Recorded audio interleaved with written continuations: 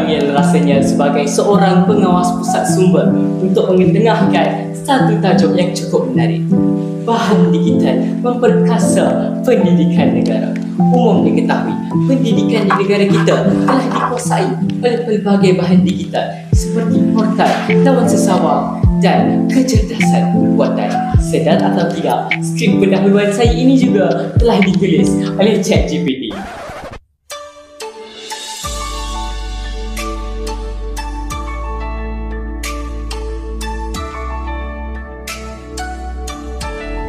Pertama, memudahkan komunikasi antara murid dan guru.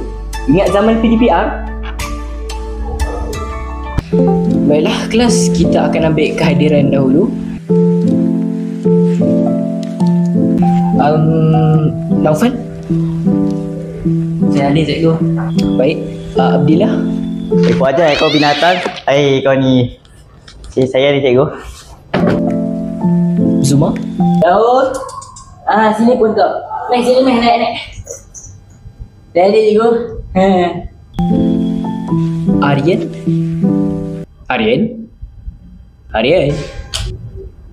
Oh, Aryan demam. Tapi masuk juga tak apalah.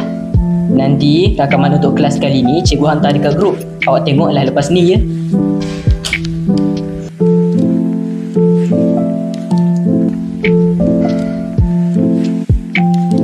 Yang kedua, pembelajaran tidak sepatutnya membebankan murid. Bismillahirrahmanirrahim. Anak-anak, simpan buku matematik. Pada hari ini kita akan belajar subjek bahasa Melayu.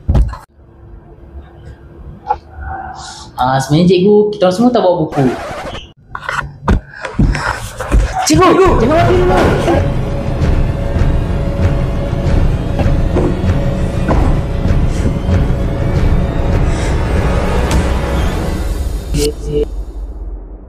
mati dulu! Kenapa dia tak buat macam ni dulu kan? Aku tak susah bawa buku teks. Cikgu? Cikgu! Yang ketiga, memacu generasi pemikiran kelas pertama. Kau tahu apa jawapan dia?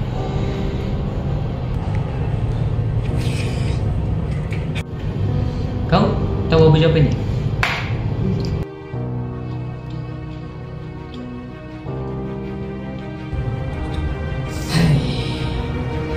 Soalan dia mudah murid-murid.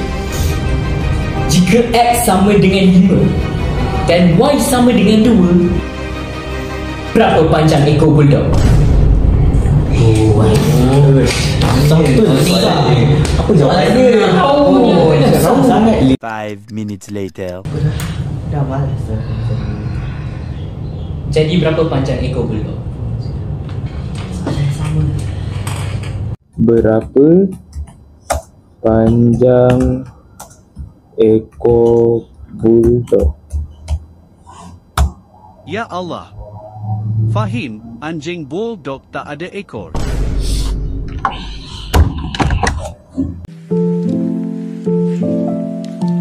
Jika anda ditakdirkan untuk hidup 1000 tahun, jangan sekali pun tertipu dengan soalan ini.